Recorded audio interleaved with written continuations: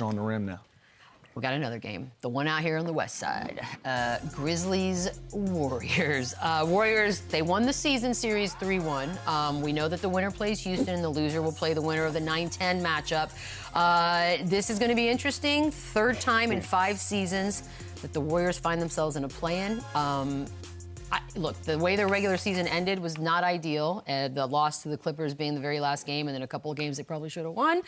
How do you shake that quickly, Chandler, and get yourselves together for tonight? Well, they're a group of vet guys. They're guys that have been there before. And again, I'm looking at this the opposite of the Eastern Conference play. And I'm looking at this like a must-win because you go out there, there's a small chance either these teams are going to beat the Oklahoma City Thunder. Houston Rockets are still, they're a solid team, they're good, but I think you have way more confidence going in, winning this game and going to Houston rather than Oklahoma City. So to me, it's all hands on deck tonight. I think this is a must-win for either team because they have a small chance if they get that, the Oklahoma City Thunder in the first round. Plus, you can't go play another game. You're old.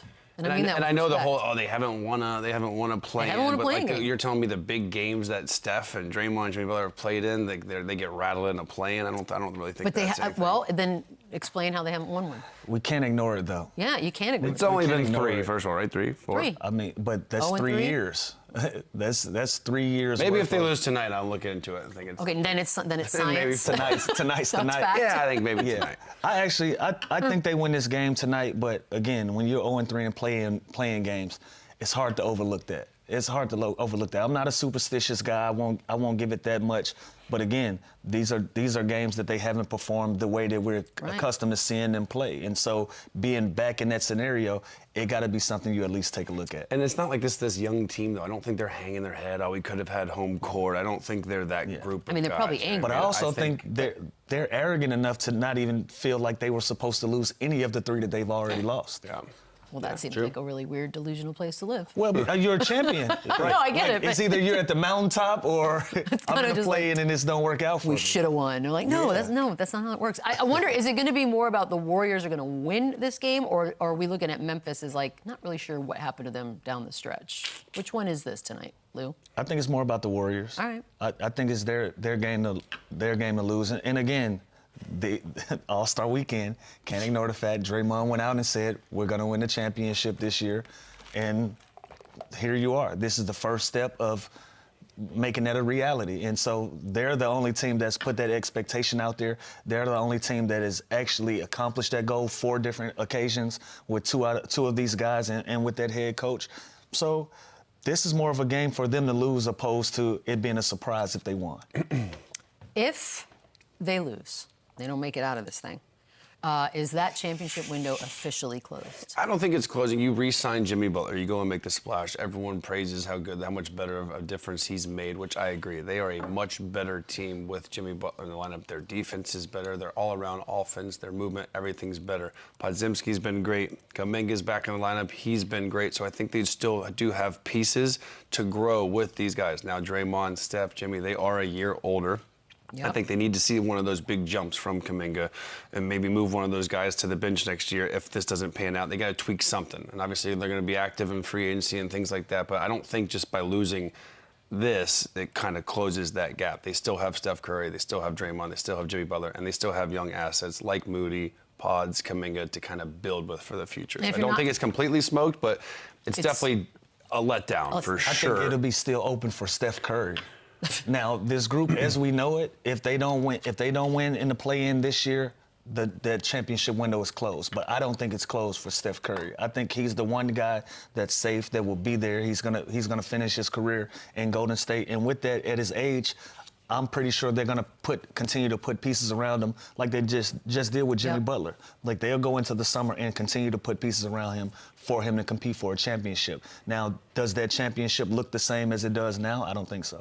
But that's what I mean. With Steph, Dre, Jimmy, Podziemski, Kuminga, like with those 5 guys right there, I think they're going to come back next year regardless of what happens, and they're going to have a solid roster. You know what I mean? Like, I don't think it's panic mode like Phoenix. No, but you got to be upset that you didn't take care of business. Yeah, let's not forget the conversation that was surrounding Draymond before the Jimmy Butler trade. Like, he was in the trade talks. They were in that position where they wasn't sure what direction that they were going to go in as an organization. Jimmy came in, they ran off 18 out of 20, and that rejuvenated them. And also Draymond saying that they were going to win a championship, and he turned into one of the best defenders in the league. Now, if you get bounced out of the play-in with all of that, you have to go back to the drawing board and continue the conversation that started before the All-Star break. Yeah, it's definitely eye-opening, and it's maybe, okay, maybe we don't have enough. Maybe we do have to make But you did. You were in the 6th spot. You just let go of the rope. Like, I feel like you're going to, if you don't make this and get out of this, you're going to regret that you didn't take things a little bit maybe more seriously. If the Grizzlies do not make it out of the play-in, and I don't know what y'all's actual expectations for them is, but do we see a roster shakeup? I think so. I think, listen, I think they have less expectations than the Warriors do. But they do have something to prove. They just fired their coach. They have a franchise player in John Morant that is super talented, that hasn't won at a high level yet, that's also kind of doing a whole distracting thing the last couple of months that can't be sitting well with the front office. Jaren Jackson Jr. is a stud. Desmond Bane's a stud. They did struck gold with the draft with Edey and Jalen Wells, who's obviously out now with the nasty fall the other day. So they're also in a great situation. They also have a bunch of talent and a bunch of assets moving forward into this summer. So I think their window is obviously a little more open than the Warriors, just on simple age and experience. But the Grizzlies are in a good spot no matter what happens in this game, in my opinion. Like they have so much talent. They have so many good guys to build around, to move, to keep growing with. You know what I mean? I just don't want any celebration. I hope there's not one celebration. And they don't have a coach. I don't even know if they're going to hire. Yes, they do. There's a substitute teacher in place. Yeah, exactly. Clearly. What, are they watching a movie today? It's been happening. Yeah, bringing the TV. 7-point favorites tonight for Golden State, Lou. You think Memphis keeps it closer than that?